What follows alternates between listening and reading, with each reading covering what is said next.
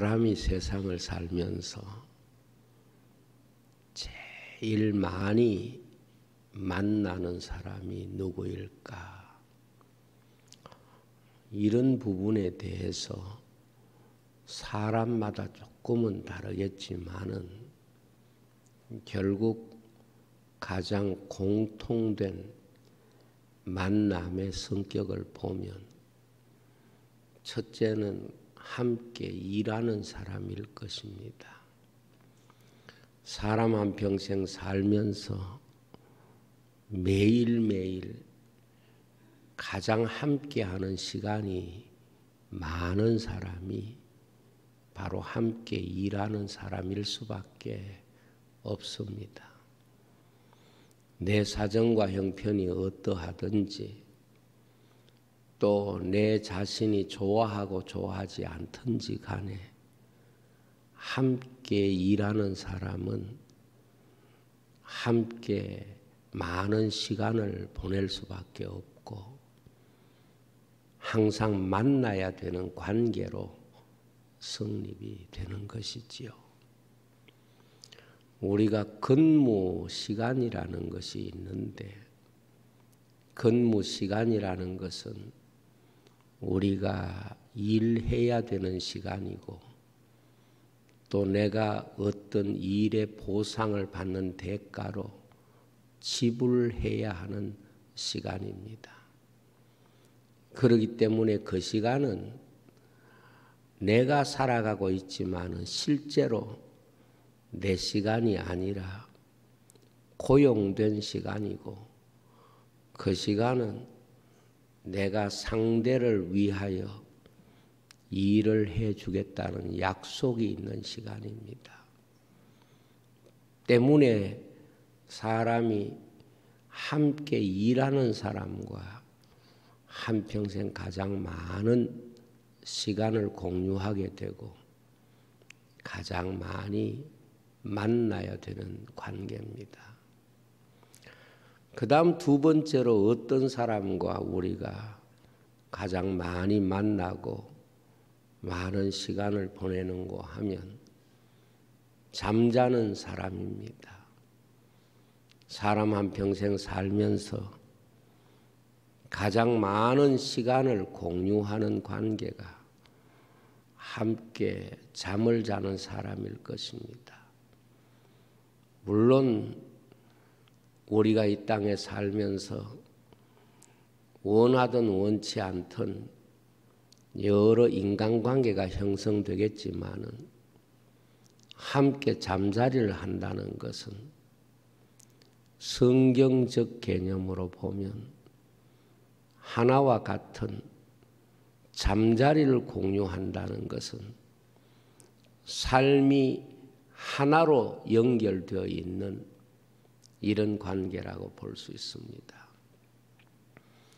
사람이 아무리 세상에서 바쁘고 힘겹다고 하더라도 잠을 자지 않고 살 수는 없고 그것도 어느 정도의 잠이 우리 육체에게는 절대적으로 필요하기 때문에 적어도 사람은 5시간에서 8시간까지는 자신의 일생 동안 매일매일 잠자는 일에 시간을 보내는 것이지요.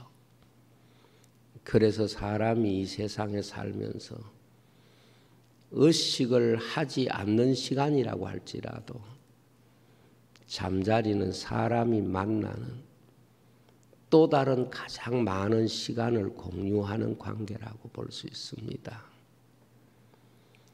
세 번째는 함께 음식을 먹고 즐기는 사람입니다.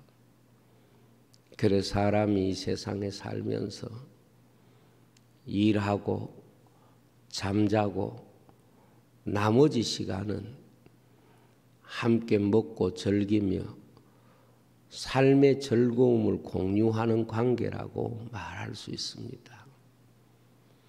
이렇게 세 가지 만남의 대상을 제외하고 나면 하루의 시간 중에 대부분 다 거기에 속해 있는 시간이고 외의 시간은 우리에게 거의 주어지지 않습니다. 그런데 예수님께서 마태복음 24장과 누가복음 17장에 종말에 대한 말씀을 아주 상세하게 말씀하시면서 그때에는 두 사람이 함께 일하다가 한 사람은 데려감을 당하고 한 사람은 버려둠을 당한다. 주님이 오시는 그때에는 두 사람이 잠을 자다가 한 사람은 데려감을 당하고 한 사람은 버려둠을 당한다. 주님 오시는 그때 두 사람이 맷돌을 갈다가 한 사람은 데려감을 당하고 한 사람은 버려둠을 당한다. 이렇게 말씀을 하시면서 우리가 종말이 되기 전에 깨달아야 하는 가장 중요한 관계는 그것이 사람의 진짜 만남이 아니었다는 것을 깨달아야 된다 하는 겁니다.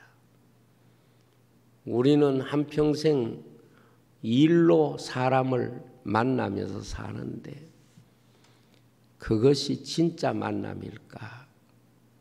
주님은 아닐 수가 있다는 것을 하나는 데려감을 당하고 하나는 버려둠을 당한다는 것으로 말씀을 하셨고 두 사람이 함께 잠자는 것이라고 해서 진짜 만남이냐? 아니라는 거지요. 한 사람은 데려감을 당하고 한 사람은 버려둠을 당한다는 것은 서로 쳐다보고 함께 잠을 잔다고 해도 실제로 만남이 아닐 수 있다는 것이고 함께 밥을 먹고 즐거운 시간을 보낸다고 해서 그것이 진짜 만남이냐? 아닐 수 있다는 것이지요. 때문에 종말에 사람들이 이런 진짜 만남이 아닌 만남을 가지고 만남이라고 생각하며 살기 때문에 진짜 만남이 없는 인생으로 살게 된다 하는 겁니다. 여러분 두 사람이 있는데 한 사람 데려당하고 나면 한 사람이 남았을 때 어떤 느낌이 들겠습니까? 아, 우리는 언제나 함께 했다고 생각하는데 아니었구나. 우리는 언제나 하나라고 생각했는데 아니었구나.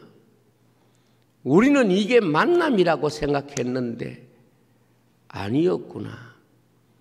이것을 깨닫고 느끼게 되지 않습니까? 이렇게 인생이 세상에 사는 동안에 만남이라고 해석되는 요소가 주님 앞에서는 만남이 아니다. 이것을 가르쳐주고 이것을 말세를 만난 우리에게 경계로 주신 말씀으로 깨닫게 하는 말씀이고 우리가 항상 명심해야 되는 말씀이라 하는 것입니다. 사람이 이 세상 만남의 전부라고 볼 수 있는 이 관계가 실제로는 주님 앞에서 만나진 관계가 아니라는 충격적인 말씀이 바로 오늘 우리가 조금 전까지 들었던 종말 시대의 사람들이 만남에 대한 잘못된 해석이라는 겁니다. 한평생 얼굴 보고 한평생 손발 맞추고 한평생 땀 흘리면서 한평생 즐거움을 누리며 살았다고 생각하는데 하나님 안에서 보면 참 만남이 아니었다는 것이 얼마나 놀라운 사건이고 이것이 우리가 하나님 앞에 서게 될 때에 가장 크게 느끼게 되는 충격일 것이다. 그렇게 생각할 수 있습니다. 오늘 저는 사도행전 10장과 11장 두 장에 걸쳐서 굉장히 중요한 참 만남에 대한 교훈을 여러분과 함께 나누면서 내가 진정 하나님 안에서 참 만남의 인생을 살고 있는가? 이 부분에 대해서 하나님이 우리 마음속에 깊은 교훈과 삶의 깨달음을 하나님이 주시기를 원합니다. 고넬료라고 하는 사람이 사도행전 10장과 11장 두 장에 걸쳐서 나옵니다. 이 고넬료는 바로 이방인과 유대인의 만남이 이루어지지 않는 관계를 만남의 관계로 만든 아주 특별한 그런 사람입니다. 예루살렘에서 시작된 교회가 어떻게 이방으로 넘어가게 되는지, 이방인과 만남이 이루어지는지 그것에 대한 답을 가지고 있는 사람이 바로 고넬료이기 때문에 그렇습니다. 여러분, 아브라함에게서 시작된 유대인의 역사와 그 모든 이방의 역사는 계속해서 대치되어 온 관계입니다. 계속 싸워온 관계고 그 사이에는 건널 수 없는 장벽이 있었습니다. 그런데 사도행전 10장과 11장은 바로 유대인과 이방인의 관계가 하나가 되어지고 만나지는 아주 중요한 사건이 기록되어 있고 교회는 이 문제에 대해서 처음에는 당혹감을 감추지 못합니다. 그래서 베드로가 고넬료를 만나고 왔을 때 예루살렘 교회는 어떻게 유대인이 이방인의 집에 가서 이방인과 같이 음식을 먹고 이방인과 같이 하나님을 섬길 수 있단 말이냐? 이런 부분에 대해서 굉장히 교회 안에 논쟁이 벌어지게 됩니다. 그런데 베드로가 이 만남이 유대인과 이방인이 하나님이 만나게 하셨다는 사실을 밝히면서 비로소 교회란 하나님의 백성이 세상과 만나야 되는 가장 중요한 현장이라고 하는 답을 사도행전 10장과 11장에서 말씀하고 있는 것입니다. 여러분, 교회가 무엇인지 아십니까? 교회는 하나님이 세상을 구원하시기 위해서 세우신 것이고 이것을 만남이라고 하는 주제를 가지고 보면 하나님이 인간을 만나시기 위해서 이 땅에 세우신 하나님의 나라고 천국 대사관이다. 그렇게 해석할 수가 있습니다. 그러면 이 역사의 경계를 무너뜨리게 한 사람, 이 역사의 경계를 무너뜨리고 만남을 이루게 한 사람이 누구냐? 그 사람이 바로 고넬료와 베드로입니다. 고넬료는 이방인이었고 베드로는 유대인입니다. 그리고 이 두 사람이 만나서 보여주는 현장이 뭔가 하면 바로 교회인 것입니다. 왜 그것을 아느냐? 그곳에 가서 말씀을 증거하고 성령이 말씀 듣는 그들에게 임재하고 그리고 그들이 예수 그리스도를 믿을 때에 온 가족이 세례를 받는 이 모든 구도는 바로 그것이 진정한 교회 역사를 보여주는 아주 특별한 사건이라는 것을 알 수가 있는 것이지요. 그렇다고 하면 하나님이 고넬료를 통해서 만남을 어떻게 여시고 참된 만남이 무엇인가를 보여주는 말씀이 바로 사도행전 10장과 11장의 말씀인데, 오늘 여러분과 그 말씀을 나누면서 여러분들이 이 땅에 살면서 진정한 참 만남의 축복을 누리시기를 주님의 이름으로 먼저 축복을 드립니다. 자, 성경에 보면 종말의 시대를 노아의 때와 같다고 그랬는데, 노아 시대 사람들은 정말 사람들이 보기에 좋은 만남이 많았습니다. 그렇지만은 하나님은 그들을 대하여 이렇게 말씀하십니다. 나는 이들과 영원히 같이 하지 아니하리니. 그러니까 그들은 아름다운 여자와 만나고 또한 넷비림 같은 자식을 낳고 세상적으로 보면 복된 만남이 다 이루어졌다고 하는데, 하나님 안에서는 만남이 없는 삶이었다는 것이 성경의 해석입니다. 여러분, 방주 밖의 만남은 함께 있어도 만남이 아니에요. 방주 안에는 서로 다른 것들이 만나서도 그것이 참된 만남인 것입니다. 그렇다고 하면 성경에 유대인과 이방인의 참된 만남의 성격을 성경은 어떻게 기록하여 우리에게 가르쳐주고 있을까 하는 것입니다. 첫째는 섬김이 만남입니다. 자, 오늘 사도행전 10장 1절에서 4절 말씀을 보면 이렇게 되어 있습니다. 가이사라에 고넬료라고 하는 사람이 있는데 이탈리아 부대라 하는 군대의 백부장이라. 그가 경건하여 온 집안과 더불어 하나님을 경외하며 백성을 많이 구제하고 하나님께 항상 기도하더니, 하루는 제9시쯤 되어 환상 중에 밝히 보매 하나님의 사자가 들어와 이르되 고넬료야 하니, 고넬료가 주목하여 보고 두려워 이르되 주여 무슨 일이니까?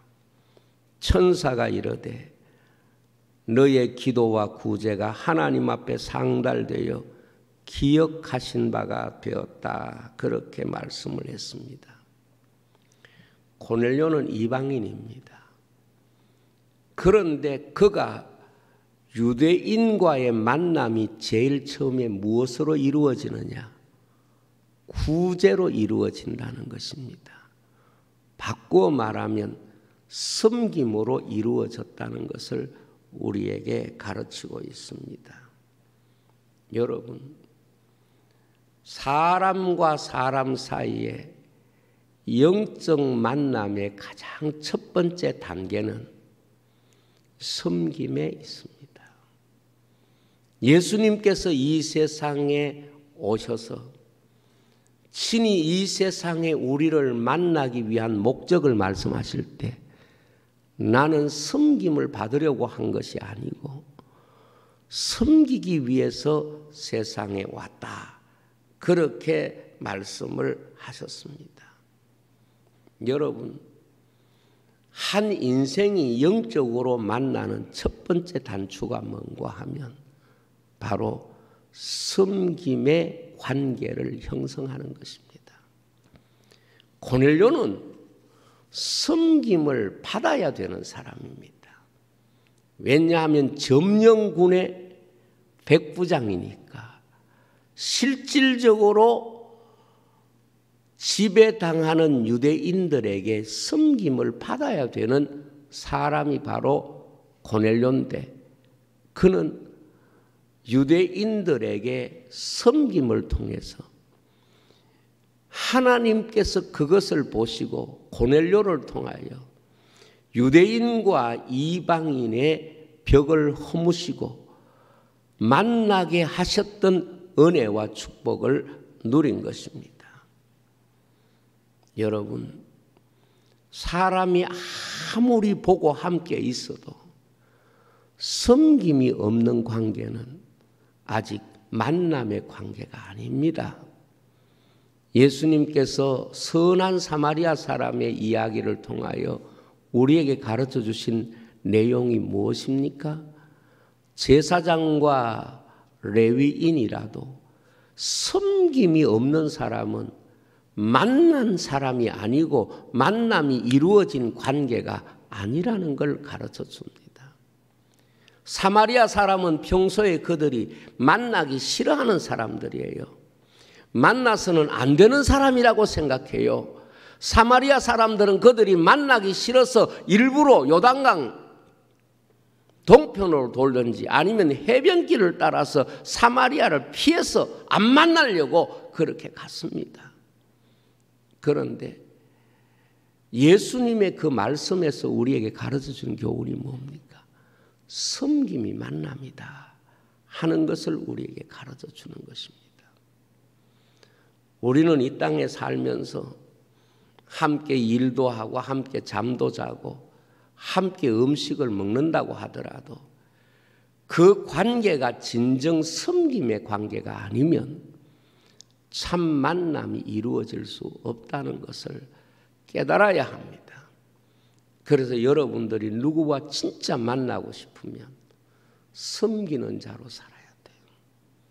내가 누구와 만나려고 하면 섬기는 자가 되어야 하는 것입니다. 이것이 바로 만남의 첫 번째 단계입니다. 첫 번째 만남입니다.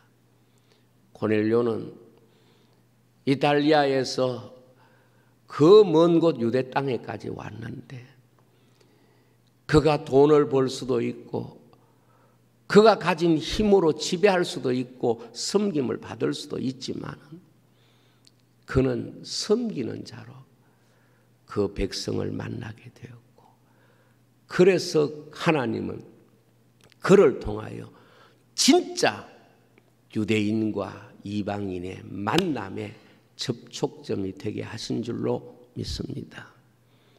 예수님이 세상에 오셔서 섬기려 왔다는 것이 무엇입니까? 예수님을 만났던 많은 사람들이 어떻게 예수님을 진짜 만났느냐? 섬길 때 진짜 만났지 떡을 먹고 배불러다고 만난 게 아니었습니다. 오늘 여러분들이 이 교회를 통하여 진정 하나님을 만나고 세상에 나가서 진정 우리가 하나님 안에서 만나기를 원한다면 섬김의 삶을 반드시 실천해야 됩니다. 섬김이 없으면 대문 앞에 사는 사람이라도 항상 바라보는 사람이라도 만남이 이루어진 관계가 아닌 것입니다. 만약 섬기는 관계가 된다면 그것이 바로 하나님이 보실 때에 만남의 관계가 성립된다는 것을 보여줍니다. 그래서 주의 이름으로 냉수 한 그릇을 대접해도 이건 만남이 되는 것입니다. 섬길 때의 인생은 그 섬김 안에서 하나님이 만나게 하신 것은 예수님을 통하여 우리가 하나님을 만나는 것과 같습니다. 왜? 예수님이 섬기는 종으로 우리 가운데 오셔서 그분 안에서 우리는 참 만남이 이루어지기 때문에 그런 것입니다. 그러므로 누가복음 16장 9절에 보면 예수님이 말씀하시기를 내가 너희에게 말하노니 불의의 재물로 친구를 사귀라.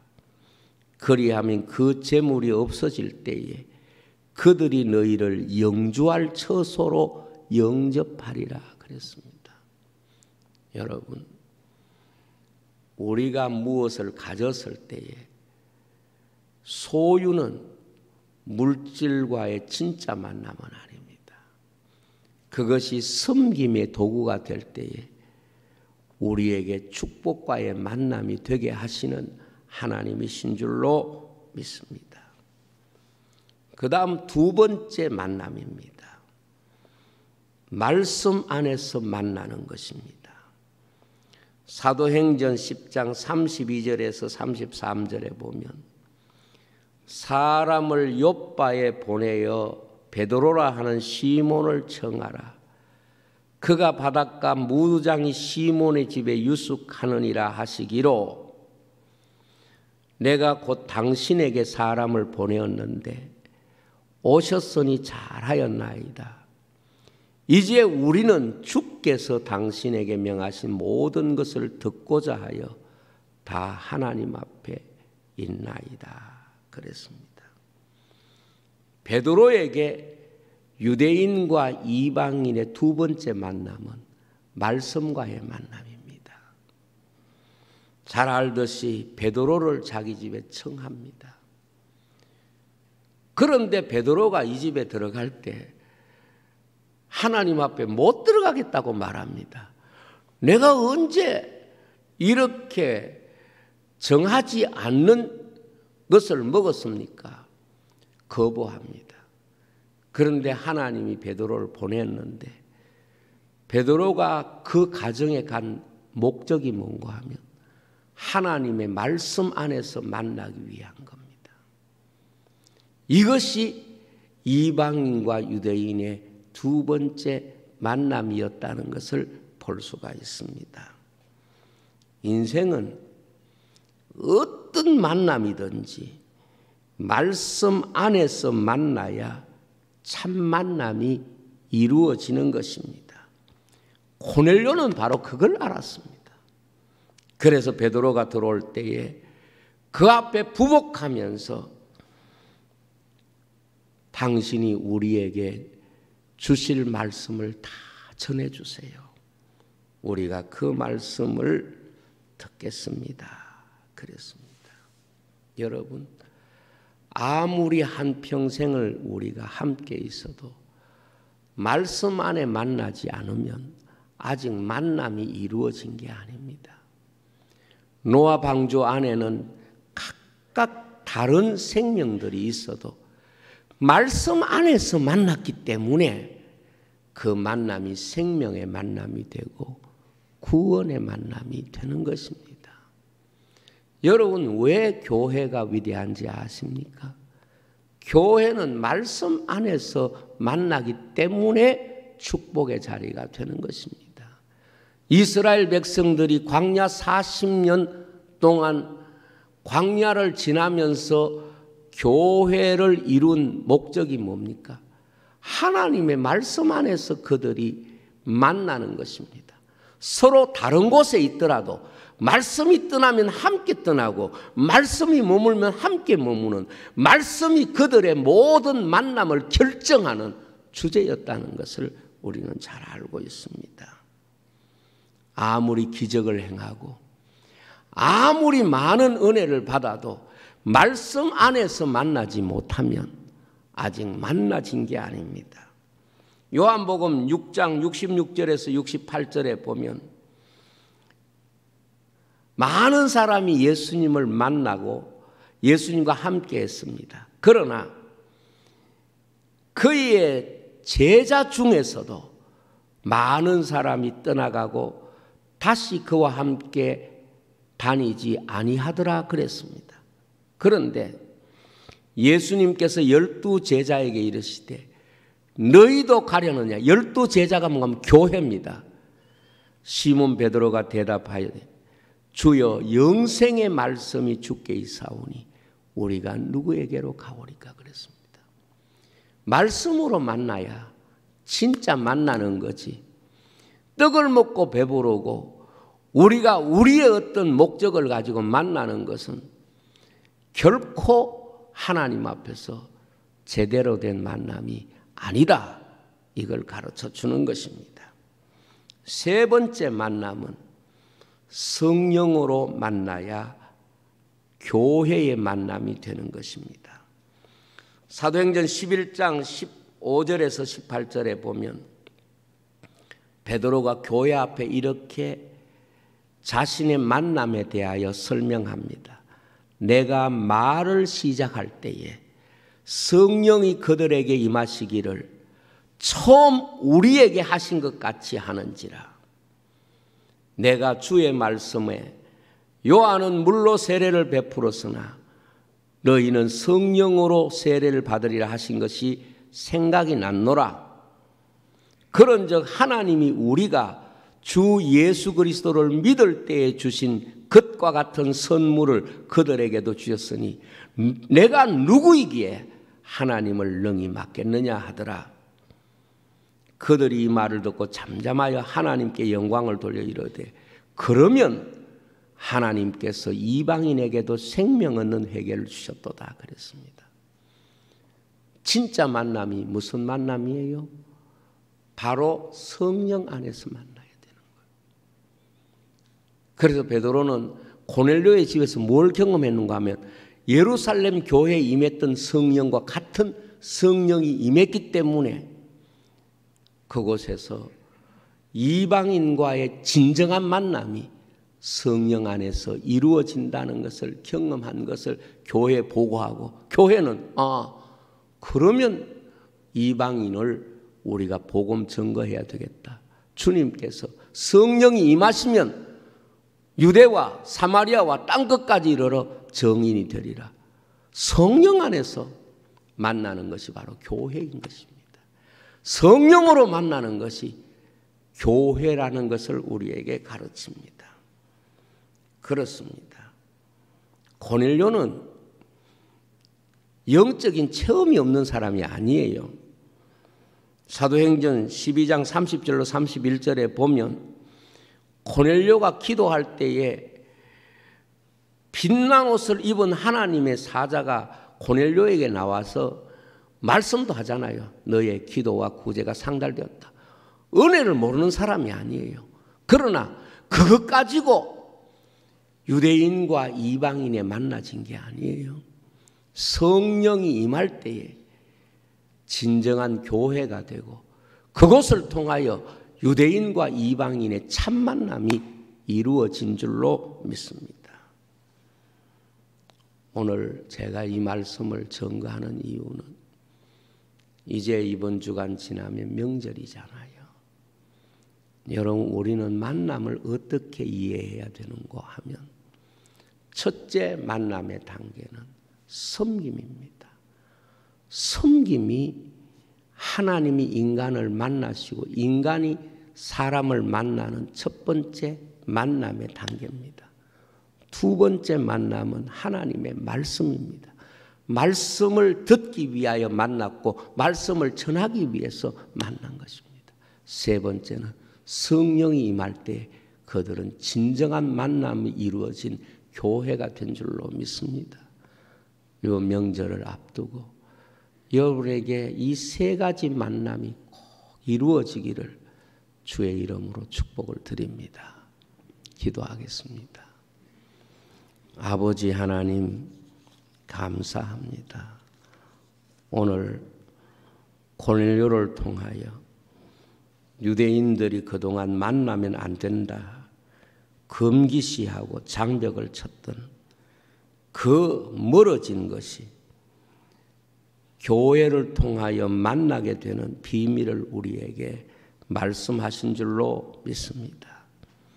우리도 만날 때에 이 말씀이 내게 살아있는 말씀이 되게 해 주시옵소서. 예수님 이름으로 기도하옵나이다.